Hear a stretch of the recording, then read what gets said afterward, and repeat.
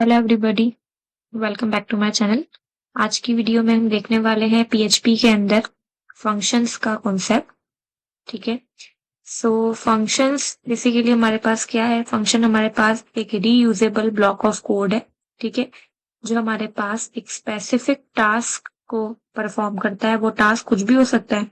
ठीक है। और फंक्शन यूज करने से हमें फायदा ये होता है कि हमें वही सेम कोड बार बार लिखने से बेहतर है कि हम एक ही बार कोड अपने फंक्शन में बना के रख दें, रैप करके रख दें, और बार बार उस फंक्शन के नाम को कॉल करके हम सेम कोड एग्जीक्यूट करवा सकते हैं। ठीक है। इससे क्या है कि हमारा कोड जो है वो एक मैनर में भी बनता है, प्रॉपर वे में क्लीन बनता है, और दूसरा कि हमारा टाइम भी बचता है। ठीक है।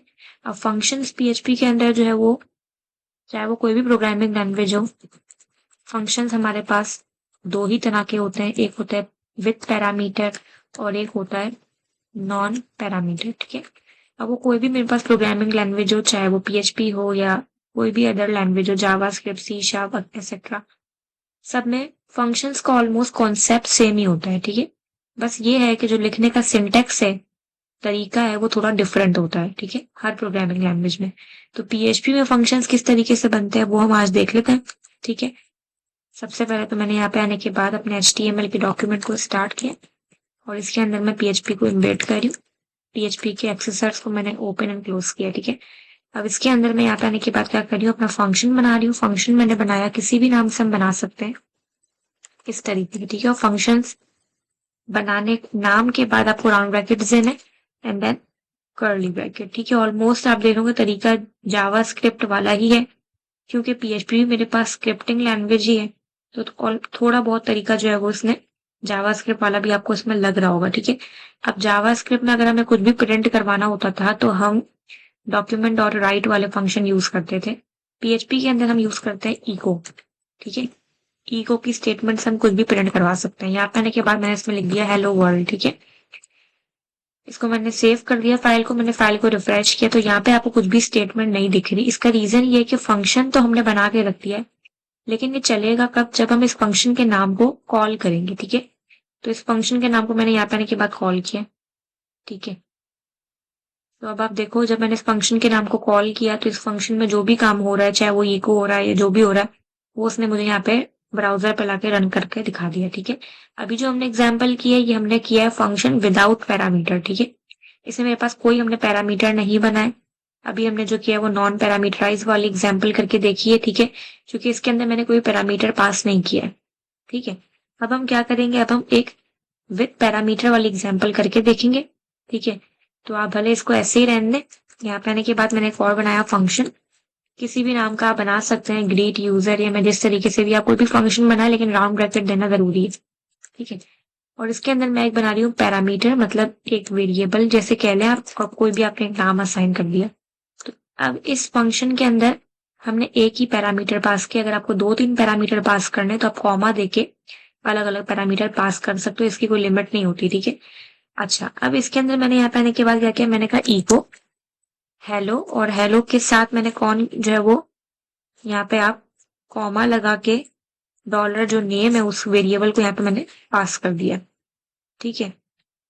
अच्छा, अब आपको पता है कि फंक्शन तब चलेगा जब मैं इसके नाम को कॉल करूंगी। ठीक है। जैसे हमने पहले वाले फंक्शन के नाम को कॉल किया तो चला, तो वैसे ये जो फंक्शन का नाम है वो मैं यहाँ पे आने के बाद कॉल करूंगी तो ये चलेगा। लेकिन इस बार फर्क ये है कि इस फंक्शन के अंदर पैरामीटर पास हुआ है, तो इस पैरामीटर को मुझे यहाँ पे कोई ना कोई वैल्यू देनी पड़ेगी। जब हम फंक्शन को कॉल करते हैं तो पैरामीटर की वैल्यू हम तब देते हैं। लेट्स सपोज आपने कॉमा देके यहाँ पे एज, कॉमा देके कंट्री, सब लिखा, पैरामीटर पास किए मैं 2-3, तो आपको वैल्यू यहाँ पे पास करनी पड़ेगी। ठीक है। कॉमा देके अलग अलग।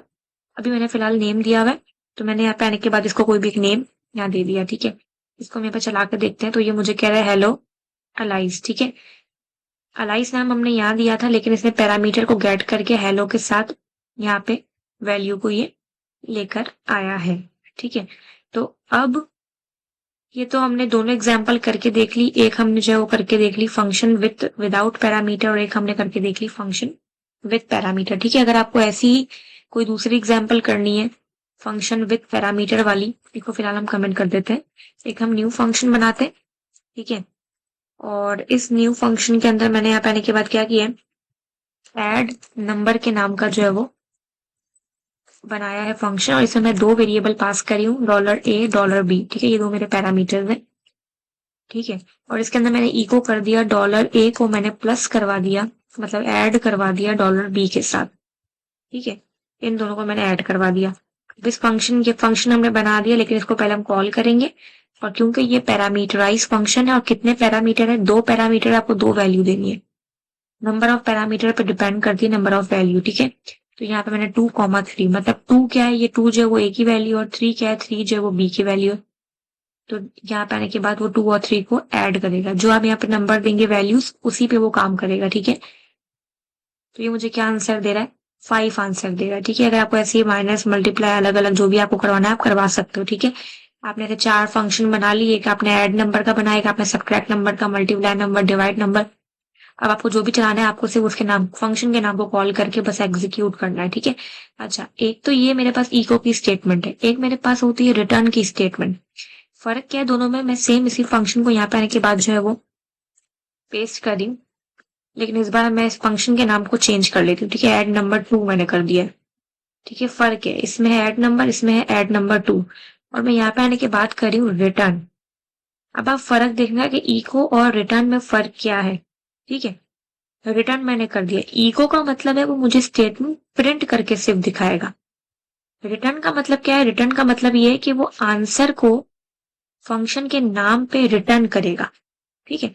अब इसको आप ऐसे समझें कि यहाँ पे आने के बाद लेट सपोज इसके अंदर मैंने इको लिया हुआ, यहाँ मैंने रिटर्न नहीं लिखा, ठीक है। ये जब मैंने फंक्शन के नाम को जब मैंने कॉल किया ताकि वो मेरे पास यहाँ पे मुझे आंसर ला के दे, तो हम क्या करते हैं, इसको मैंने यहाँ पे आने के बाद क्या कर रही हूँ, कंट्रोल एक्स करती हूँ, और मैंने एक वेरिएबल बनाया रिजल्ट के नाम का, और रिजल्ट के अंदर मैंने इस फंक्शन को ले लिया है, ठीक है। इस फंक्शन को मैंने क्या किया, यहाँ पे रिजल्ट पे ले लिया, और मैंने क्या किया, इको $रिजल्ट। तो अब देखना क्या आंसर आएगा। अच्छा, मेरे पास यहाँ पे 5 तो आंसर जो है वो ये लेके आ रहा है, ठीक है। अब यही सेम काम हम जो इसके साथ भी करते हैं, बिल्कुल एग्जैक्ट यही काम हम करेंगे, ठीक है। लेकिन ऐड नंबर 2 फंक्शन है और रिजल्ट वेरिएबल दो नहीं बन सकते, ठीक है। हम फर्क सिर्फ ये समझ रहे हैं कि इको और रिटर्न में फर्क क्या है। अच्छा, दोनों में ही मेरे पास जो है वो यहाँ पे 5 की जो स्टेटमेंट है वो प्रिंट हो रही है, ठीक है। लेकिन अगर मैं यहाँ पे आने के बाद इको को हटा दूं, इको को मैंने यहाँ पे आने के बाद जो है वो समझने के लिए हम इस तरीके से करके देखते हैं। इको और रिटर्न में फर्क देखने के लिए मैं यहाँ पे आने के बाद क्या कर रही हूँ, इको मैंने यहाँ पे जो है वो डबल कोटेशन में लिखा है रिजल्ट इज, ठीक है। और मैंने क्या किया, अपने जो रिजल्ट वाला वेरिएबल है उसको मैंने यहाँ पे आने के बाद कॉनकैटिनेट कर दिया, ठीक है। और यहाँ पे आप लिख दो result1, ठीक है। देखिए हमें चूंकि हमारे पास दो ऐड नंबर्स की फंक्शन है, सेम मैंने यही काम इधर भी किया, ठीक है। और यहाँ मैं कह रही हूँ result2, ठीक है। और साथ में जो है वो हम इसके अंदर br भी लगा देते हैं, क्योंकि वरना वो हमारे पास लाइन को ब्रेक नहीं करेगा, ठीक है। ओके, अब आप चेक करो इधर, यहाँ पे अगर आने के बाद मैं चेक करूं result2, okay,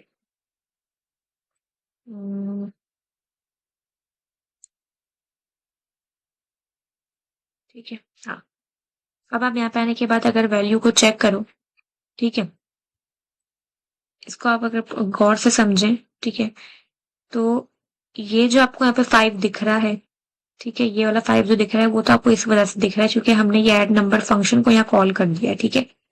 add number function को कॉल किया, इस वजह से आपको यहाँ पे 5 दिख रहा है। लेकिन इको क्या करता है, इको ये करता है कि फंक्शन को वो इस वेरिएबल की इक्वल नहीं करता, इस वजह से result1 इस $रिजल्ट आपको यहाँ पे वैल्यू नहीं दिख रही 5, ठीक है। क्योंकि इको क्या करता है, इको से वैल्यू को प्रिंट करवा देगा। इको फंक्शन के थ्रू, फंक्शन के नाम के थ्रू किसी भी वेरिएबल के वैल्यू को इक्वल करने की इजाजत हमें नहीं देता, ठीक है।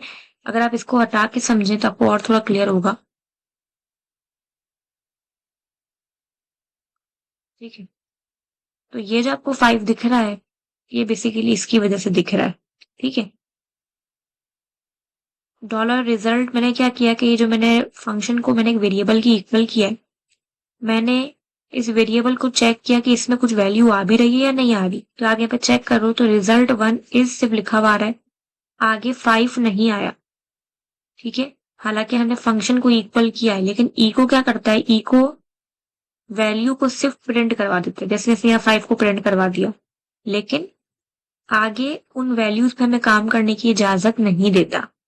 ठीक है, अगर आपको उन वैल्यूज पे आगे कुछ काम करना है, लाइक इक्वल करवाना है या कुछ भी करवाना है, तो आपको रिटर्न पास करना पड़ेगा। इसलिए हमने सेम एग्जाम्पल की है, बस यहाँ पे रिटर्न लिखा हुआ है, यहाँ पे इको लिखा हुआ है। ठीक है, और अगर आप चेक करो तो रिटर्न क्या कर रहा है, वैल्यूज पे आगे हमें काम करने की इजाजत दे रहा है। ठीक है, अगर आप चाह रहे हो कि भाई इस फंक्शन के अंदर से जो भी आंसर आ रहा है, फिर आपको उसमें से कोई चीज को मल्टीप्लाई करवाना है, तो फिर आप रिटर्न का कीवर्ड यूज करोगे, क्योंकि आपको आगे फंक्शन के बाद मल्टीप्लिकेशन वाला काम अलग से करना है। अगर आप इको लिखोगे तो फिर आप इस फंक्शन की हद तक ही ये 5 वैल्यू रहेगी। ठीक है, तो बेसिकली ये इन दोनों का फर्क है। इको क्या करता है, डायरेक्ट वैल्यू को प्रिंट करवाता है, और रिटर्न क्या करता है, अगर हमें आगे फ्यूचर में कुछ और काम करना है वैल्यू से रिलेटेड, तो फिर आपको रिटर्न के कीवर्ड की जरूरत पड़ती है। ठीक है, रिटर्न जो है वो प्रिंट डायरेक्ट नहीं करता, रिटर्न सिर्फ आंसर रिटर्न कर रहा है। इसने क्या किया, 5 रिटर्न कर दिया इस फंक्शन को, इसका मतलब ये नहीं कि प्रिंट होगा इधर। ठीक है, रिटर्न क्या करेगा, सिर्फ आंसर रिटर्न करेगा इस फंक्शन पर। अब इस फंक्शन को मैंने इस वेरिएबल की इक्वल करके देन इस वेरिएबल को प्रिंट करवा के देखा कि वैल्यू आ भी रही है या नहीं, तो वैल्यू आ रही है। ठीक है, तो ये एक बेसिक सी एग्जांपल हमने करके देख ली पीएचपी के अंदर फंक्शंस के ऊपर। ठीक है, सारे हमने कॉन्सेप्ट समझ लिए। ठीक है, वो कोई भी स्क्रिप्टिंग लैंग्वेज हो, ऑलमोस्ट कॉन्सेप्ट सब में सेम ही होता है, रिटर्न का भी, पैरामीटर और नॉन पैरामीटर की भी। ठीक है, बस थोड़ा बहुत ये कि सिंटेक्स आपका फर्क होता है, क्योंकि सारे पीएचपी के अंदर मेरे पास वेरिएबल बनाने का तरीका अलग है और प्रिंटिंग स्टेटमेंट का तरीका अलग है, तो इसलिए आपको जो है वो कॉन्सेप्ट सबके अंदर सेम है, लेकिन ये सिंटेक्स आपको पता होना चाहिए। ठीक है, कि भाई इसमें क्या लिखने का तरीका है। ठीक है, सो मिलते हैं नेक्स्ट वीडियो में। Thank you so much.